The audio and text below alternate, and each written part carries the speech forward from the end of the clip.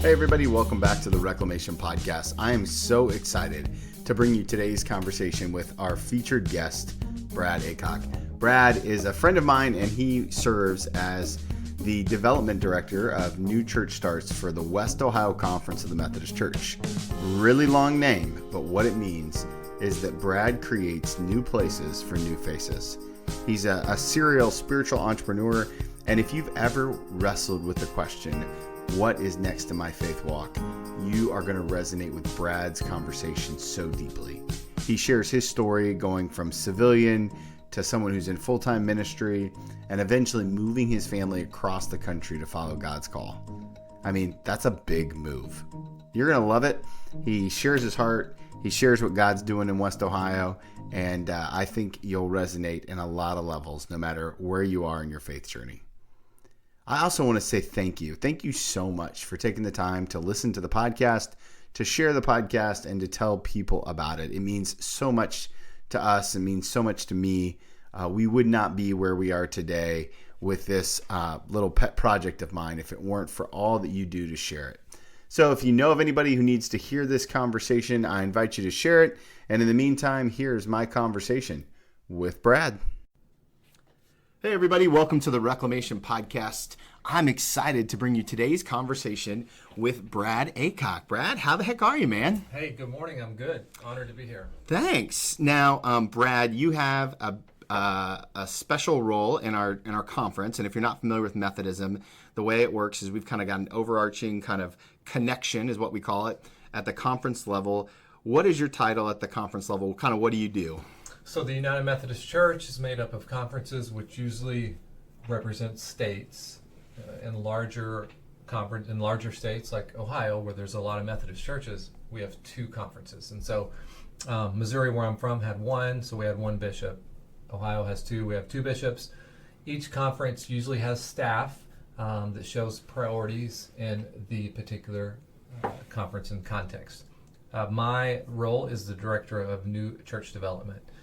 I like to say kind of evangelism, right?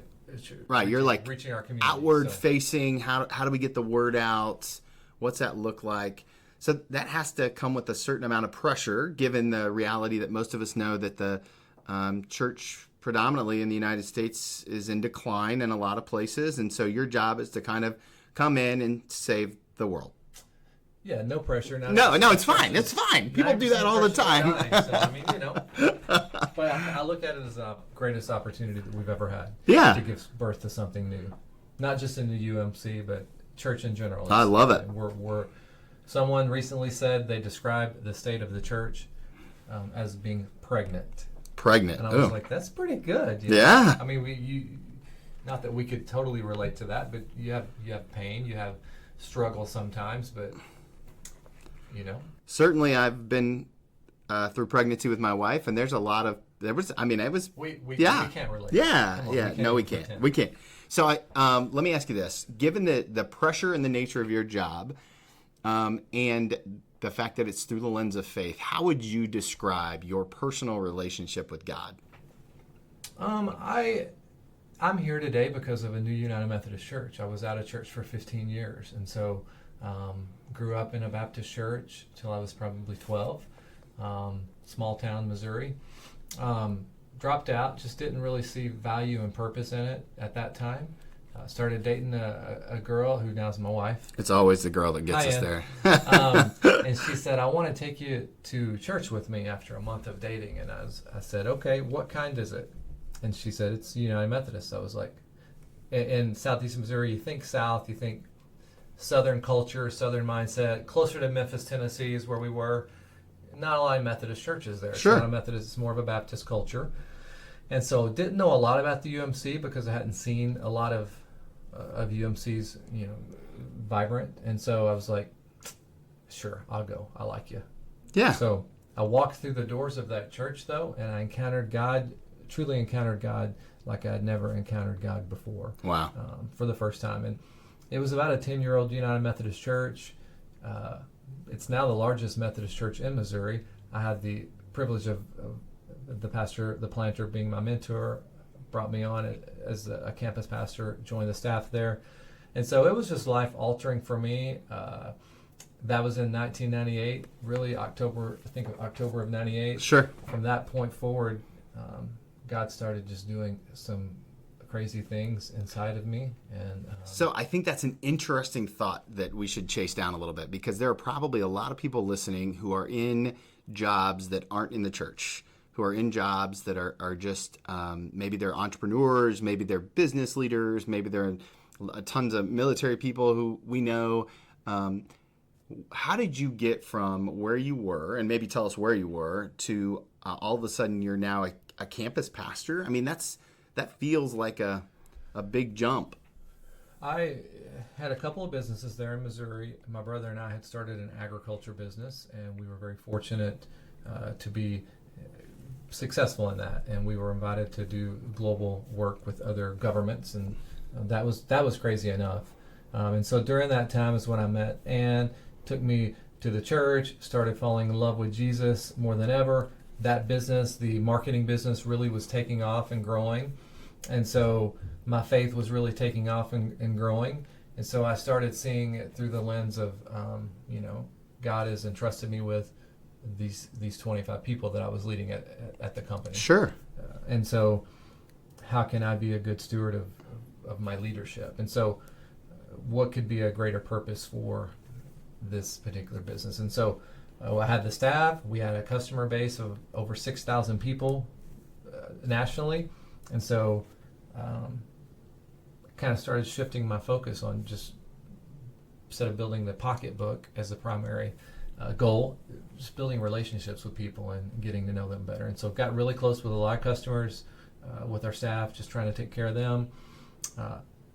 Could always have done better if they're listening. They worked a lot of hours for us. I'm grateful. So what does that look like? What's one practical thing that you can do to build a relationship with a customer or somebody on your team or whoever? Put some hands on it. Great question. You always have to be careful in the corporate world with staff, right? Right. So we would just be very intentional about meals together, Thanksgiving meals together. People could offer to pray if they wanted, their option. Honoring family time. Just really, we had some people that have gone through struggles, rehab, Sure. and that type of thing. And so trying to be very supportive with that. Did you guys have an intentional culture, like, did you name it, or did it just kind of happen out of love? We came up with a mission statement. Okay. At some point. It said to glorify our Lord by being faithful stewards of all that has been entrusted to us, and to be a positive influence to all those we encounter. Wow. So it was kind of an internal, external. It wasn't perfect. No. That business, really, honestly, it grew so fast, we didn't know what to do in the beginning. And so it was just out of control. I said yes to everything. We did printing, we did marketing, consulting. We were everywhere, and it took its toll on some of everything, so, right? But as far as our customers go, just spending a lot of one-on-one time, getting to know them. Worked with superintendents, worked with principals, worked with Fortune 500 companies. Really, just having that intentional presence of listening, working on that skill of listening. And so also understanding, as my faith grew, becoming a disciple, I realized that, paid staff at a church, it's less than 1% of the world. Yeah. So when we talk about our beautiful mission statement to go and make disciples of Jesus Christ for the transformation of the world, we have to, my perspective expanded. It probably went from, the church is the hope of the world. We've got to go out together and serve, and that's true. That's one component. But really, where the change happens is when CEOs, or when salespeople, or when teachers, or when bankers or lawyers, when they personally invest in people that they serve, they lead, they manage, they have authority over maybe, or just work with. When you personally invest in people and not invoke your faith, but just when you let them see the values, let them see Jesus in you, that's really where the life change happens. I use David Taylor, the CEO of Procter & Gamble, as an example. Yeah. United Methodist here in Cincinnati Church. He's the CEO of one of the top 80 most innovative companies in the world. Okay. Of course he's United Methodist. Of course he's United Methodist. We have a heart for that type of thing. So, but he is really, you can see a lot of his fruit of his faith utilized and lived out in his job there through the values of Procter & Gamble. I mean, he really has a clear vision for where he wants to see this company and this world go to. And so when we started spending more time with the church, the little small church, Bloomfield, Missouri. Yeah, your plant, right? Your church plant? No, this was a Oh, this was the actual church. Okay, this got it. This was a small town church in Bloomfield. I was lay leader there at some point, and started spending a lot more time at the church than we did at the business. Business was kind of running itself, or at least we were hoping it was. Said every small business owner everywhere. And so just started spending a lot of time, and pastor there, Susan Hoyle, was new, 2006 probably, and she came in and she invited me in to do a lot more of the things that I was able to do in the business. And that church started, thanks to a lot of faithful leaders, that church started growing. And so we started praying and visiting other churches and seeking wisdom from mentors. And my prayer and my wife's prayer was, God, place me where we can make the most impact for your kingdom. So did you know at that point in time that you were called to the church to No, lead in the no church? way. No. No way. You were still like, I'm going to still have my business and be that, and then I can also serve the church and just live in both worlds and do it well. Yeah, because I still feel like the impact happens out there, right. So I prayed then. I had growing business. We had our best year ever when we sold it. Didn't need to sell it. Didn't have to sell it. Wasn't looking to sell it. We had our best year of revenue that year. And So why'd you sell it? So we started praying. God, place me where I can make the most impact for your kingdom. Place us where we can make the most impact for your kingdom. That was our daily prayer. And we also did the Wesleyan covenant prayer too. That was a dangerous prayer, right? Yeah. And so we would just pray that prayer every day and have open hands, and so be it. If it's in the corporate world, we're going to surrender that and accept that. And so it was Pastor Ron Watts, church planter of LaCroix that I mentioned, in Cape Girardeau. We had been going to that service. They had a Saturday night service, 2 Sunday morning services, probably averaging 1,800 people at that point. Wow, big church. Probably 2,500 now. Yeah. And so we'd been going to Saturday night service and then going to Bloomfield on Sunday. That's probably a sign there that something's happening. Yeah. Like you're going to church. Yes. You love church that much, you're wanting to spend your Saturday night and Sunday morning several days a week. Maybe that's a sign. If you're listening out there and you're wondering if God's calling you into vocational ministry, if you love church that much where you're spending a lot of time there, you may need to. Now, did Ann love church that much too, or did she just love you that much that she was going with you? That's a good question. I'll ask her tonight. I'd say that she loved it too, because we got involved in small groups. It was really a transformative. And now, any kids at this point? No. So going through the 2000s, we had the company. 2008, sold the business. Probably about 2006 is when I met with who eventually became my mentor in ministry, is Ron Watts. He was the planter of LaCroix.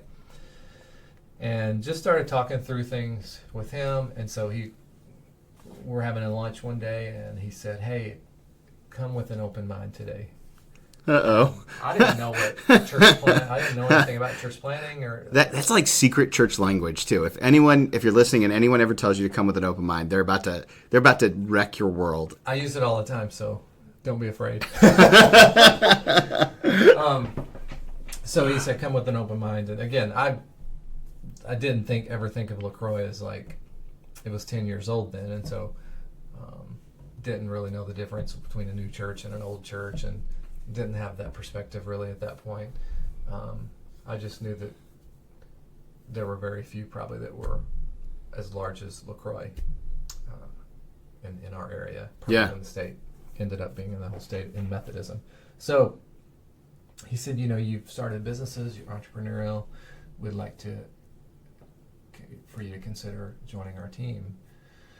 And so that was a big deal for us. And so it was like, I use the example as it's like the little kid growing up in Kentucky and the Wildcats were growing, or Ohio State football, right? Yeah, but sure. A lot of Kentucky fans where I'm from, and so that was kind of the basketball was the king. And so so one thing led to another. We just started praying that God would open the doors. And so talked to my mentor, who also eventually ended up hiring me later, Jeff Posgate, family friend from a long time ago, pastor.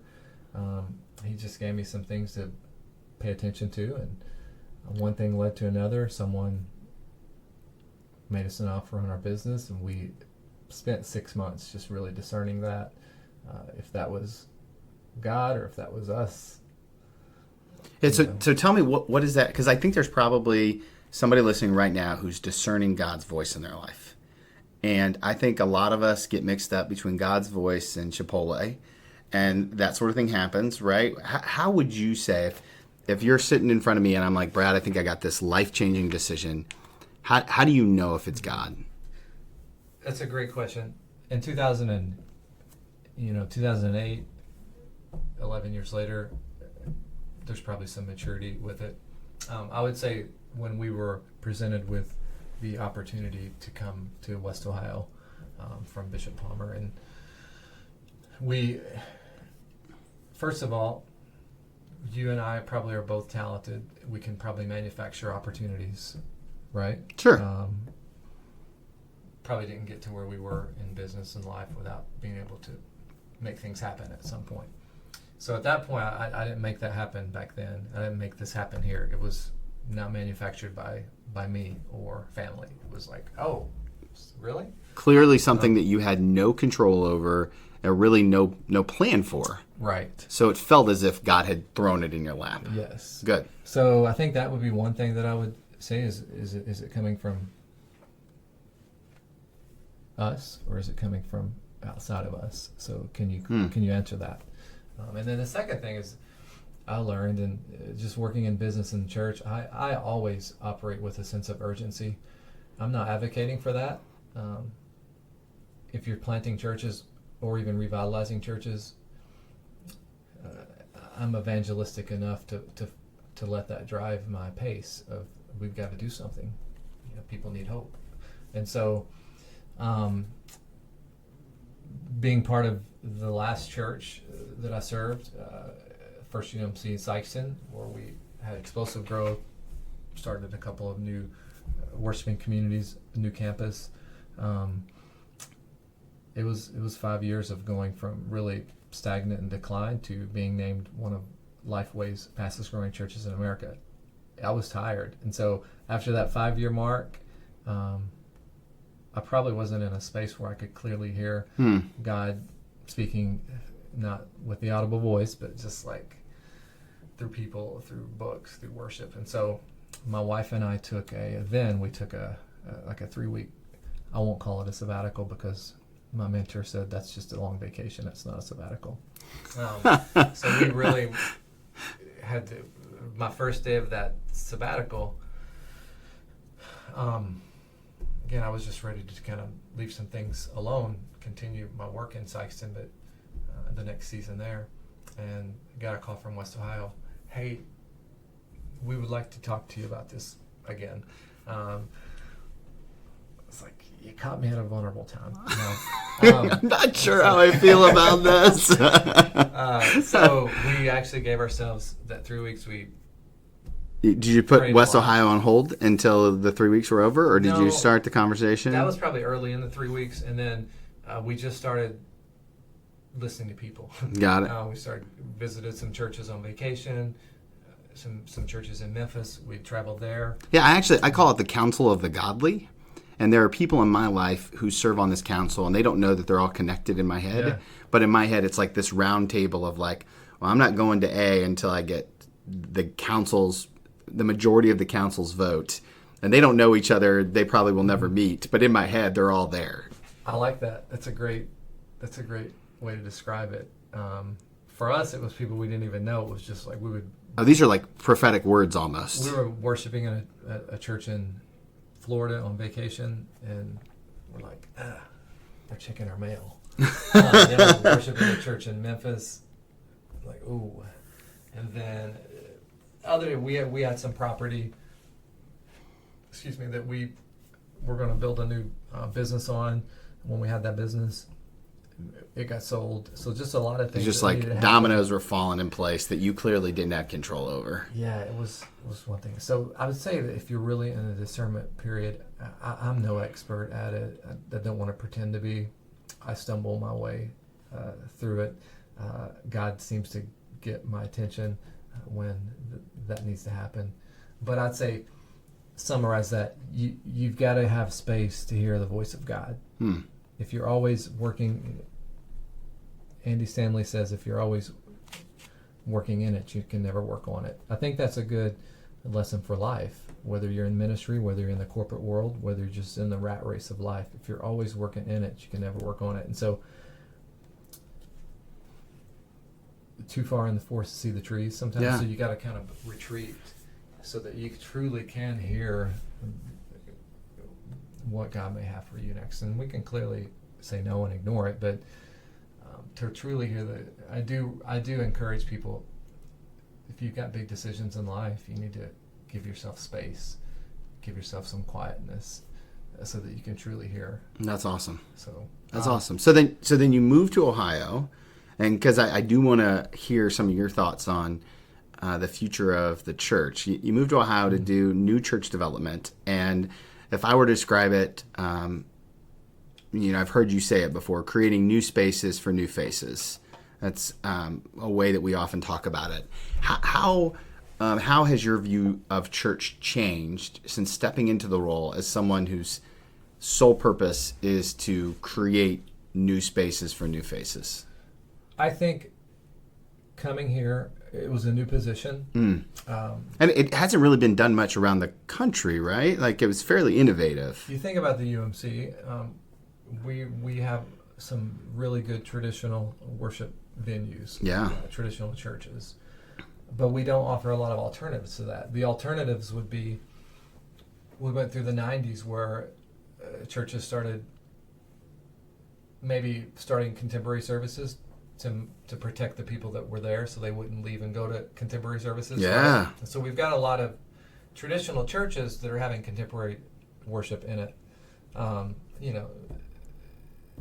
Not really contemporary churches. And that's probably not the best reason to start a contemporary service. Sure. To protect who's there. We want to maintain focus on those in our community. Again, I never want to lose that passion and that feeling that I had when LaCroix United Methodist was so fixated on reaching people who weren't interested in church, and they still are. They have never lost focus of that mission. So I don't ever want to lose focus of that mission. And so that's really what fuels me and drives me. And so I love doing revitalization work with Sue Nelson Kibbe, and I got to give them a shout out, Grace Gerber in our department. But, that's kind of my secondary role here in West Ohio. Primary role is New Church Starts. And so there was a DS, Marcus Atha, in the Columbus area. He was managing the New Church Start program while at the same time serving as the DS of one of our larger districts. This is insider language. Sorry for your faithful listeners. He was basically doing two jobs, and two really big jobs in big sprawling areas, and it had to feel like he was running a quicksand. Yeah, and so he was an advocate. We got to get somebody in here, and they had done some. Had a consultant that come in and said, you need to focus more on new church development, because here's the facts of the matter, right? Revitalization in the business world, it might take 3 to 5 years to change a culture. You know why? Because you're paid to do that. Right. So you love it, or you can, right? In the church world, particularly in the United Methodist Church world, come on, preach. It might take 5 to 7 years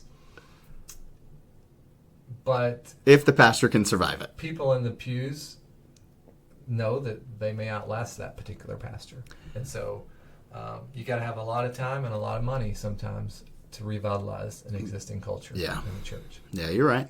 I like to say that change is like moving a cemetery. You never get much help from the inside. That's so good.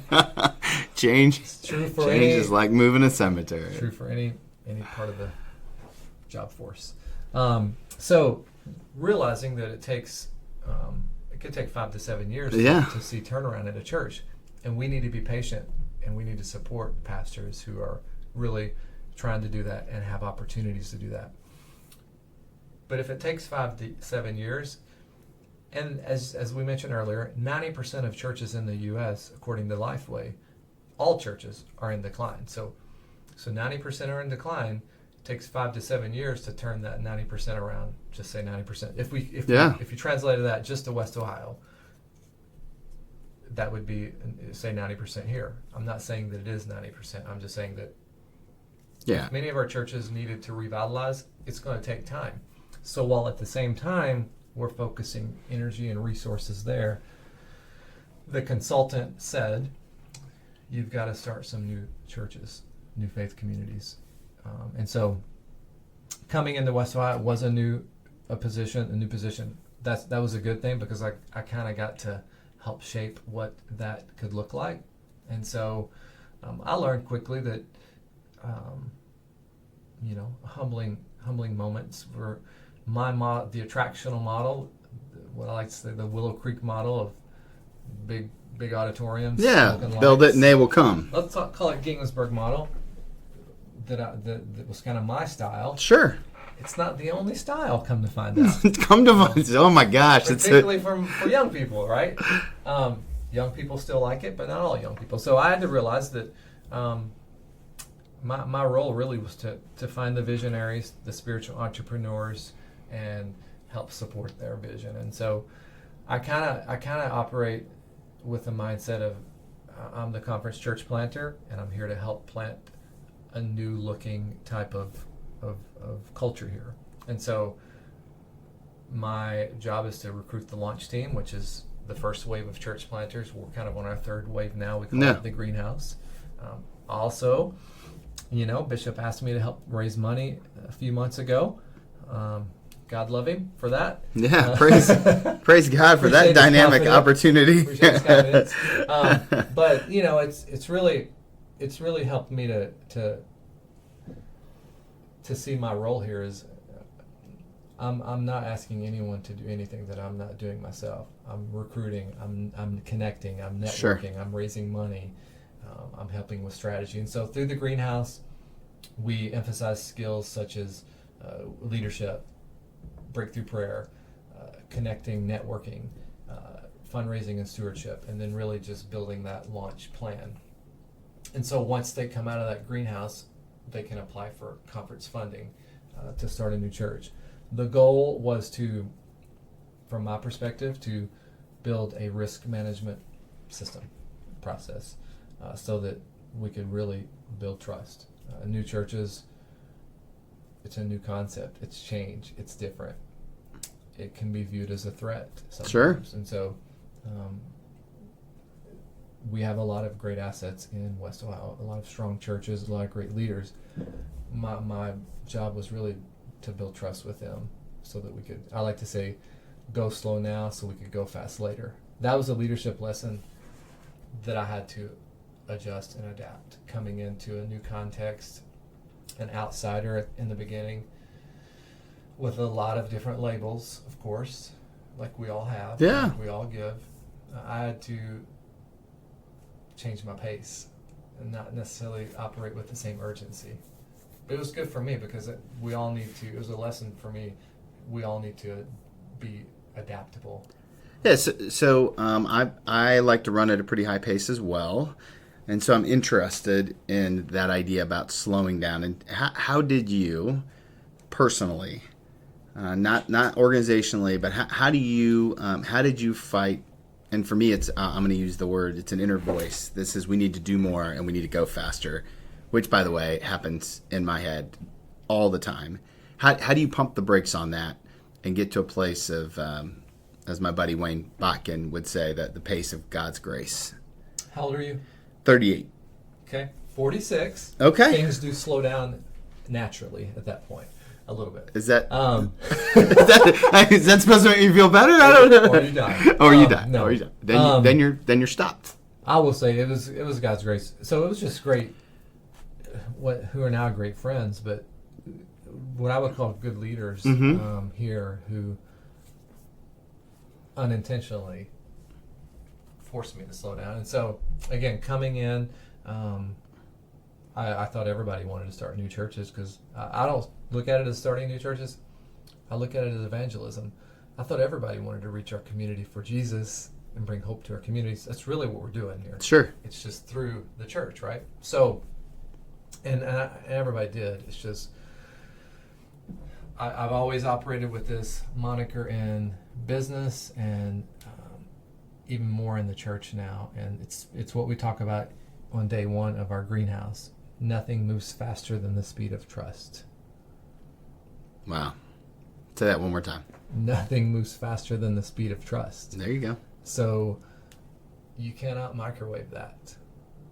And so I really had to, in the church world, I think people would say that I was really effective at gathering people, large crowds, which is very important in business and in church planting, right? I needed to slow down and go a little deeper with people here when I got here, because I was born and raised in an area, everybody knew everybody, couldn't walk into a place where they didn't know me or family or something, right? I was on TV, radio, newspapers. Sure. Here, as you can probably relate, you left all that behind, came to a context. I didn't have that. I started over. And so I thought, I have credibility, you know. I'll just certainly have the resume. Let's just do things. Right. But again, that doesn't matter. What matters is trust and relationships. And so having some people, you know, our cabinet, I don't want to leave anyone out, but the cabinet at the time, unintentionally, you know, they were very supportive, but I just had to slow down and just really get to know each of them. 8 people in the cabinet, I had to spend really quality time with each of them. And they're all different, right? They're all different backgrounds, different contexts. And so it really started there. Bishop affirmed me. He hired me. Many on the conference staff, obviously, that I work with, wanted me here. But again, it was a new concept. It was entrepreneurial, and people are afraid of entrepreneurship. Sure. So, okay, so that's yeah, there's a lot of questions there for me. How did you deal with, let's call it the feeling of a setback? I'm not sure it really was or not, but just judging off of your body language, which nobody else can see, but it felt like that must have been a humbling and kind of a gut check moment for you.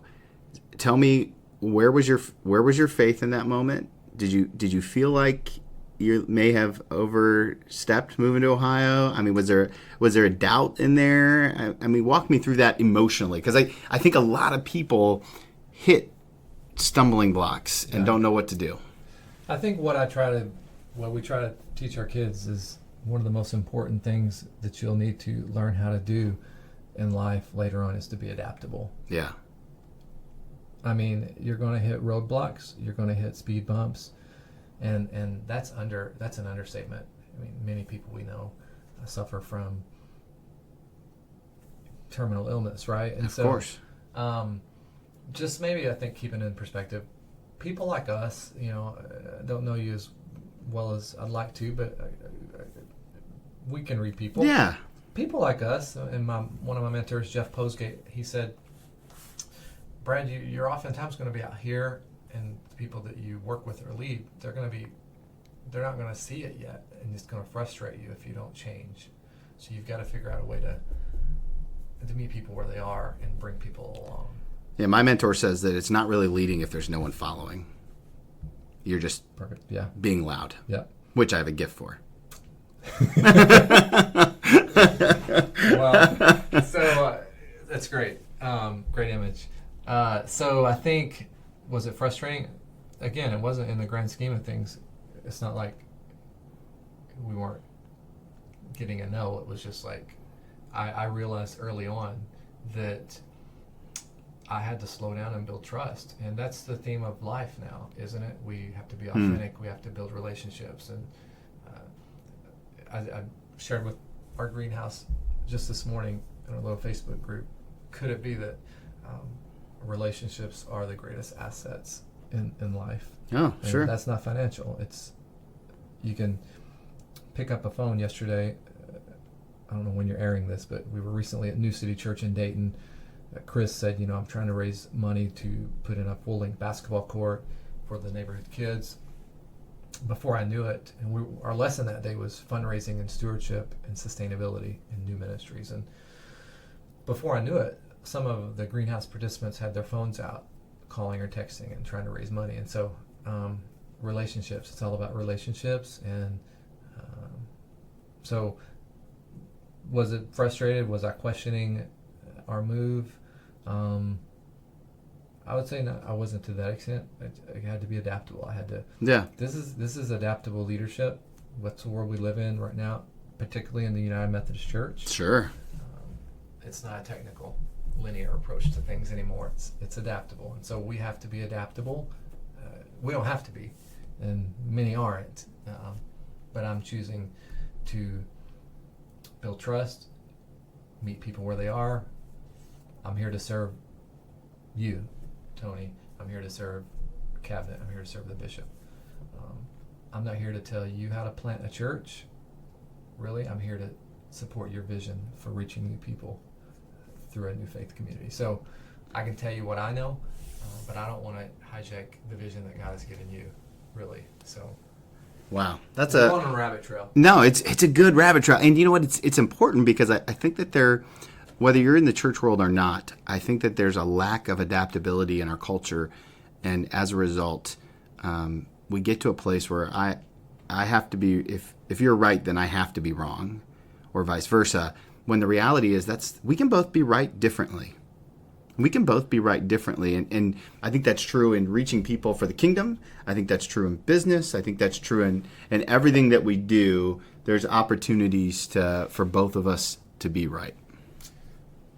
Yeah, that's a good, well stated. I mean, again, this season of life for me, I'm here to serve all the people in West Ohio. And so how can I come alongside them, you, to support you in being fruitful in your ministry to reach your community? I'm not compromising the mission to make disciples of Jesus, to reach people like I was. Right. It's going to look different, but I never want to lose focus on the mission. I like to use the image of the cruise ship versus the battleship. Yeah. We need to be focused on the goal. Like you're a military person, you have a mission. I'm certainly not here to promote war, always peace over war. Amen. But there is a military, and there are battles, and when you do have that, you have a mission, and you're probably not going to relent until the mission is accomplished. I think in the church we have a greater mission that Jesus has given us, and again, it's life-changing. It has been for me, and so I always encourage our churches, existing churches. I love cruise ships. I love going on cruises. They're awesome. You know why? Because when I walk on that cruise ship, life becomes all about me. Right. My preferences, my tastes, my wants, my desires. Man. You thought I was talking about a church, didn't you? That'll preach. That'll preach. No, I mean, as Bishop says, there are no bad people, but and it's not anyone's fault. But we do have, in our country, we have churches that are based on preferences, and we've enabled that as leaders. Well, certainly. I would say that for an entire generation, we spent so much time getting people to church that we forgot to teach them how to follow Jesus. And following Jesus looks way different than just going to church. And what I love about your approach is I really believe that you're trying to find passionate visionaries who are passionate not about building buildings or even building communities, but passionate about building Jesus followers. And that, it's funny because Jesus says, follow me. And there's no ever indication that Jesus stops moving. So we don't stop moving. We got to keep moving. Yeah. So I do want to ask you before time's up, trends that you're seeing in the church world and how people are connecting with faith. Because there are families listening and people are like, man, I'm not sure Sunday morning fits for me anymore. I'm not sure like Saturday evening fits. I'm not sure. What are the trends that you see? I love trends. I love trying to be on the front end of trends. Do you read Barna Trends? I do. Okay. I do sometimes. I haven't seen this year's yet. Yeah. But what are you seeing? What are you seeing out there? Well, I can only. I don't want to speculate on fantasy. I want to speculate on fruit. And so, just right here in Ohio, come on. Alone, I can share with you the 8 new faith communities that we've started in the last 2 years now, probably. They're all different. We have what you would call, this is going to be insider language for some, but it is what it is. It's called Dinner Church up in Toledo. Yeah. And the pastor Steve North, who had a really creative vision to, he's been doing this for years, but it was really out of the box. But now we are acknowledging it, so to speak. That sounds bad, but we are affirming that this guy's really leading a change. And so it's a dinner church. It meets once a month. 200 to 400 people come to his house, break bread together, worship, have church. These people probably might not be interested in the Sunday morning experience. The average worship in America now is slightly under 2 times a month. And so I said when I came, the first person that wants to start a new church that meets once a month, they're probably going to be onto something, right? Right. So that's one that I think is really, I think all churches are attractional. I've heard the attractional missional. I don't agree with that because we're all attracted to church for some reason, whether it's sanctuary, whether it's 150-year-old building, whether it's Sunday school, whether it's dinner church. It's just that some are more attractive than others. Gotcha. I got you. So that's one that wouldn't be your standard model. The one up on the state line of Toledo, Farmhouse Sabbath is what it's called. Similar situation, very rural. They meet out in the middle of nowhere. They mean in an actual farmhouse, people, right? Yeah. Yeah, he's tapped into a need there to be in community together. And so they are launching their new barn here in about a month, I think. That's going to be a fully functioning faith community. We have one in the Columbus area that would be more the attractional model, Sunday morning worship, Central City Church. Yeah. It's creative because it was launched out of Athens, which is in a totally different district. And then, of course, we have Mosaic in Dayton, which was a partnership between Christ Kettering and Williamsburg. Started out in the movie theater, doing very well, definitely beyond critical mass. So that trend is still holding true. What do you leave some out? But what do you think's next? Well, I will say let me just share the 4 common characteristics that we're seeing in growing churches around America, all denominations. Quality at every level. Quality across the board. Like when I came in here, emphasizing quality. Young people, especially, are really into loyalty around brands, and they see brands as taking pride in quality. So quality at every level. You look at some of the fast-growing churches we have just in Ohio. It's quality, right? Whether it's worship, hospitality, small group gatherings, promotional things. So quality, authentic community.